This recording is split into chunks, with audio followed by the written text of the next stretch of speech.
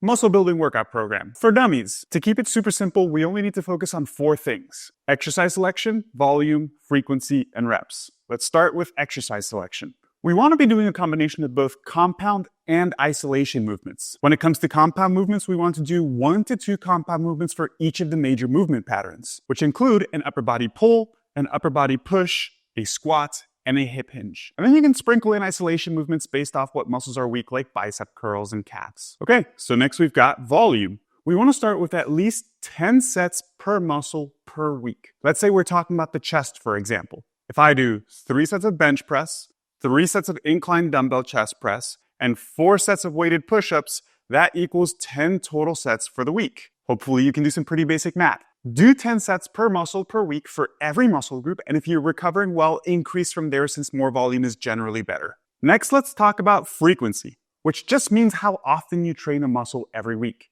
In general, training a muscle at least 2 times per week is better than just training it once. But training it anything more than 2 times per week doesn't seem to result in any better muscle growth. And as long as you're training a muscle at least twice per week, your workout split doesn't really matter. You can train 3 times a week full body, 4 times a week upper lower, or even 6 times a week push-pull legs. It doesn't make a massive difference. And lastly, we've got rep ranges, which just means how many reps you do on your exercises. And the research on this is pretty clear. As long as you're doing anywhere between 6 to 25 reps on your sets, you're going to have fairly equal hypertrophy. So rep ranges don't matter a ton unless you're going really low because it's just not enough volume, or you're going really high because at that point, you're just doing cardio, bro. I recommend training through a variety of rep ranges, including heavy and lighter rep ranges, and in general, big compound movements are going to lend themselves towards the lower rep ranges, and isolation movements will lend themselves towards the higher rep ranges. All right, if you found this video helpful, make sure to save it for later. And if you have goals around losing body fat and building muscle,